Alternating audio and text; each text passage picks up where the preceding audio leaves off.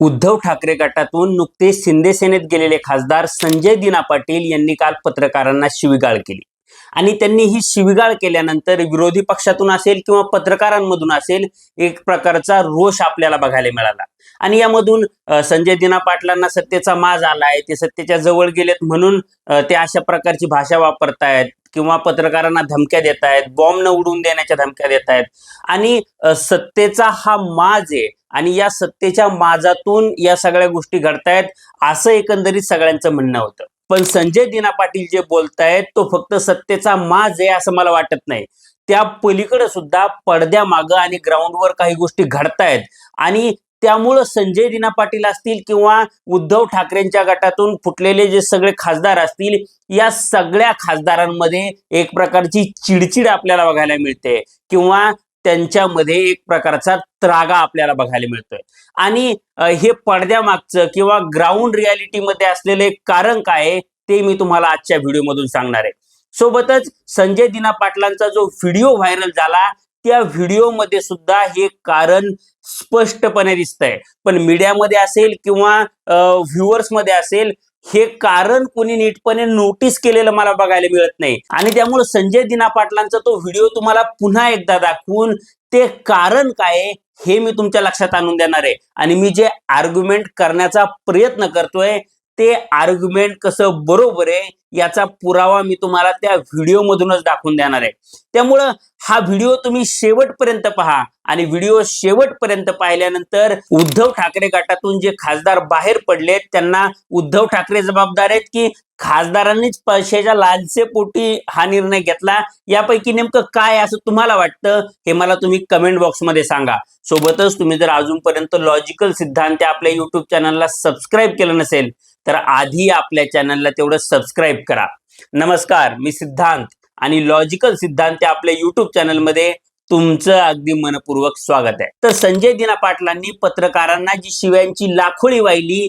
त्यामागचं खरं कारण जर समजून घ्यायचं असेल तर ते खरं कारण समजून घेण्यासाठी गेल्या काही दिवसांमध्ये जो घटनाक्रम घडलाय ना तो घटनाक्रम आपण समजून घेतला पाहिजे. तर उद्धव ठाकरे गटाचे 6 खासदार हे उद्धव ठाकरे गटातनं बाहेर पडले आणि त्यांनी शिंदे सेनेत प्रवेश केला. आता हा प्रवेश करत असताना त्यांनी त्यांच्या या पक्षांतराची काही कारणं देण्याचा प्रयत्न केला आणि यातलं सगळ्यात मोठं कारण होतं ते म्हणजे उद्धव ठाकरे हे त्यांचा पक्ष काँग्रेसमध्ये विलीन करण्याच्या विचारात होते आणि त्यामुळे आम्ही हा पक्ष सोडतोय. आता या खासदारांचं हे कारण अतिशय हास्यास्पद आहे आणि ते जनतेमध्ये कोणालाही पटलेलं नाहीये हे स्पष्टपणे जाणवतंय. यासोबतच उद्धव ठाकरे गटातून बाहेर पडण्याचं आणखी एक भंपक कारण या खासदारांनी दिलं आणि ते कारण म्हणजे उद्धव ठाकरे नेत्यांना भेटत नव्हते किंवा खासदारांना भेटी देत नव्हते. आता हे कारण सुद्धा अतिशय खोटं आहे हे तुम्हालाही माहिती किंवा जनतेलाही लक्षात आलंय, कारण की हे कारणच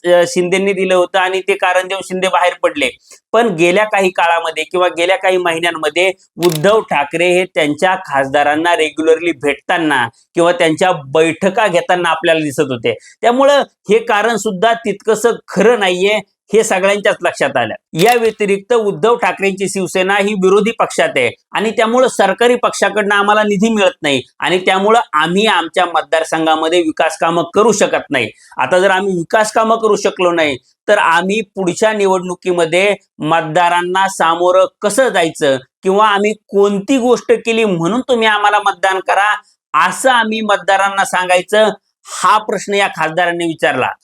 यामध्ये विशेषतः ओमराजे निंबाळकरांनी तर असं सांगितलं की मी खासदार असून सुद्धा साधा डीपी सुद्धा माझ्या मतदारसंघामध्ये सँक्शन करू शकत नाही किंवा आमचे जे प्रपोजल्स आहेत ते रिजेक्ट केले जातात आणि त्यामुळं आम्ही हा निर्णय घेतोय किंवा मतदारसंघाचा विकास हा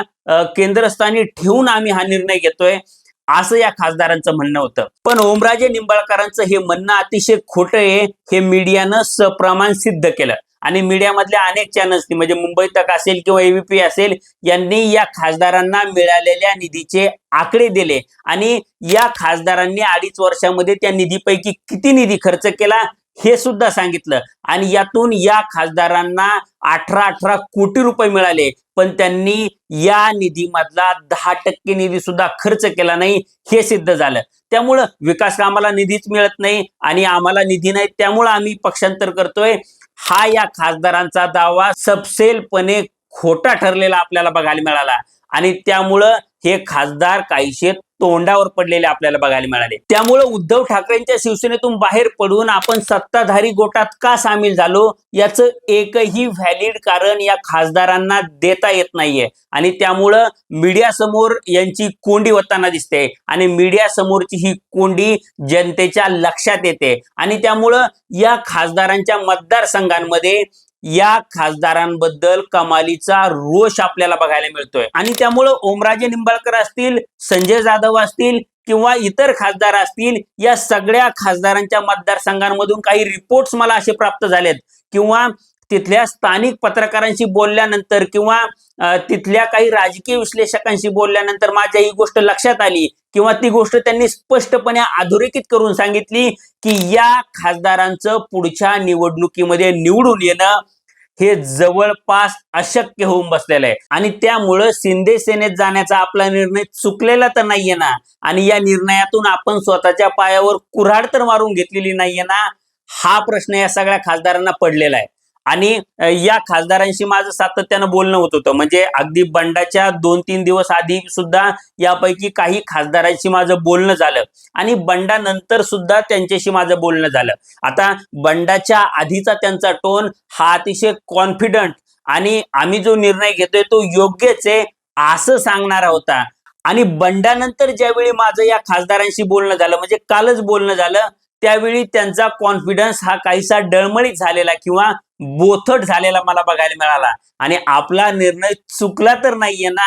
हा प्रश्न किंवा ही शंका त्यांच्या मनात निर्माण झालीये याची मला स्पष्टपणे जाणीव झाली. कारण की ते बोलताना बॅकफुटवर असल्यासारखं बोलत होते आणि जनतेचा हा रोष त्यांना सहन होत नाहीये हे सुद्धा त्यांच्या बोलण्यातून जाणवत होतं. त्यामुळं या खासदारांना आपला निर्णय चुकलाय असं वाटतंय आणि त्यातून मीडिया त्यांना प्रश्न विचारून असेल किंवा वेगवेगळे मुद्दे उपस्थित करून असेल अधिक भांडावून सोडते आणि त्यातून संजय दिना पाटलांची ही चिडचिड झालीये हे आपण लक्षात घ्या. आता संजय दिना पाटलांच्या चिडचिडी मागची कारणं त्यांचा जो व्हिडिओ व्हायरल झालाय त्या व्हिडिओमध्येच आहेत असं मी तुम्हाला सुरुवातीला सांगितलं होतं. आता ती कारणं मी तुम्हाला सांगितली आणि त्या व्हिडिओमध्येच त्याचे पुरावे कसे आहेत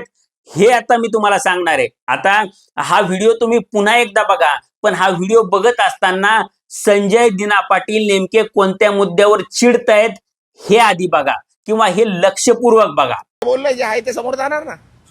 जे करणार बघा, जे करणार ते भोगणार. हा सर, राजुल पाटील संदर्भात पाहिलं गेलं तर अरे भाई कशाला बस झाला ना, आता तुला बोललो 2 मिनिटं बोलायचं होतं, बोलणारच नव्हतं, बोललो ना भाई, आता अजून किती कशाला हे करतोय, चल बस माझ्या बरोबर. आता हा व्हिडिओ लक्षपूर्वक बघितल्यानंतर तुमच्या ही गोष्ट लक्षात आली असेल की संजय दिना पाटलांना त्यांच्या मुलीबद्दल म्हणजे राजुल पाटलांबद्दल पत्रकार काहीतरी प्रश्न विचारण्याचा प्रयत्न करत होता आणि त्यावेळी संजय दिना पाटलांचा पारा हा चढलेला आपल्याला बघायला मिळतोय. म्हणजे काय तर संजय दिना पाटलांची जी मुलगी आहे राजुल पाटील ही उद्धव ठाकरेंच्या शिवसेनेकडनं मुंबई महापालिकेमध्ये नगरसेवक आहे. आता संजय दिना पाटील तर शिवसेनेत गेलेत, पण त्यांची मुलगी जर त्यांच्यासोबत शिवसेनेत गेली म्हणजे शिंदेच्या शिवसेनेत गेली तर उद्धव ठाकरे गटाकडून तिच्यावर अपात्रतेची कारवाई होऊ शकते आणि त्यामुळे तिने उद्धव ठाकरेंना भेटून किंवा शिवसेनेच्या इतर नेत्याला भेटून आपण ठाकरेंच्या शिवसेनेतच आहोत आणि आपण एकनिष्ठ आहोत हे सांगण्याचा प्रयत्न केला आणि यातून संजय दिना पाटलांना अनेक प्रश्न विचारले जात आहेत. मुलीचं पद जाऊ नये म्हणून तिला ठाकरेंच्या शिवसेनेतच ठेवलंय, म्हणजे तुम्ही फक्त पद आणि पैशासाठीच राजकारणात आहात का किंवा पैशासाठीच तुम्ही इकडून तिकडे उड्या मारताय का, हा प्रश्न या निमित्तानं अनेक जणांनी सोशल मीडियाच्या असेल किंवा मीडियाच्या माध्यमातून संजय दिना पाटलांना विचारलेला दिसला आणि त्यामुळं राजुल पाटलाचं नाव निघाल्यानंतर संजय दिना पाटील अचानकपणे चिडलेले आपल्याला बघायला मिळाले आणि जे प्रश्न संजय दिना पाटील असतील किंवा इतर खासदार हे शिंदेच्या शिवसेनेमध्ये गेल्यानंतर त्यांना अडचणीचे वाटतायत त्यामुळं हे खासदार व्हायबल झालेले आपल्याला बघायला मिळत आहेत आणि या व्हायबल होण्यातूनच त्यांची चिडचिड होते हे तुम्ही लक्षात घेतलं पाहिजे. आता संजय दिना पाटलांच्या या चिडचिडीबद्दल तुम्हाला काय वाटतं किंवा या सगळ्या खासदारांनी कशासाठी पक्षांतर केलं असं तुम्हाला वाटतं हे मला तुम्ही कमेंट बॉक्समध्ये सांगा. व्हिडिओ आवडला असेल तर व्हिडिओला लाईक करा आणि असेच नवनवीन व्हिडिओ पाहण्यासाठी लॉजिकल सिद्धांत आपल्या YouTube चॅनलला सबस्क्राईब करायला विसरू नका. धन्यवाद.